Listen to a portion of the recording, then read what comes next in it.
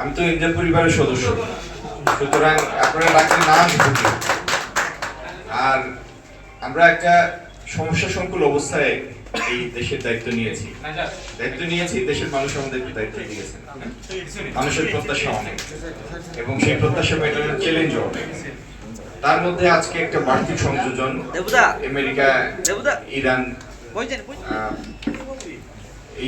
এই সংঘাত কতক্ষণ চলবে সেটার উপর নির্ভর করবে যে এটার অভিঘাত দেশে এবং সারা বিশ্বে কত গভীর হবে। আমরা নির্বাচনের সময় যেরকম আমি আপনাদের কাছে এসেছি, আমার সিলেটে কি করব এবং জাতীয় ভিত্তিতে এই দেশে আমরা আগামী দিনে কিরকম সংস্কার করব, উন্নয়নের রূপরেখা দিয়েছি। আমি চেষ্টা করব আমার পরিকল্পনার প্রত্যেকটাকে অক্ষরে অক্ষরে বাস্তবায়নের চেষ্টা করবো ইনশাল্লাহ।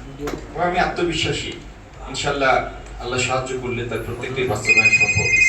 এবং আগামী দিনে ইনশাল্লাহ সিলেটের কর্মসংস্থান, জলাবদ্ধতার অবসান, আমাদের তরুণ তরুণীদের মধ্যে আইটি শিক্ষার প্রসার, এআই লার্নিং, চা শিল্পের পুনর্জীবন, এই প্রত্যেকটা জিনিসে সিলেট ঢাকা রোড এবং ট্রেন কমিউনিকেশন, এই প্রত্যেকটা ক্ষেত্রে ইনশাল্লাহ আমরা একটা যুগান্তকারী পরিবর্তন নিয়ে আসতে পারবো। আমি আত্মবিশ্বাসী। আপনারা দোয়া করবেন। আর আপনারা যতটুকু আমার মনে হয় আমাকে দেখেছেন এর মধ্যে দায়িত্ব নেওয়ার পরে, আমি স্বচ্ছতায় বিশ্বাসী। আমাদের কমতি থাকতে পারে, দুর্বলতা থাকতে পারে, কিন্তু আমাদের চেষ্টা তো এই দেশের মানুষের জন্য, এই রাষ্ট্রের জন্য।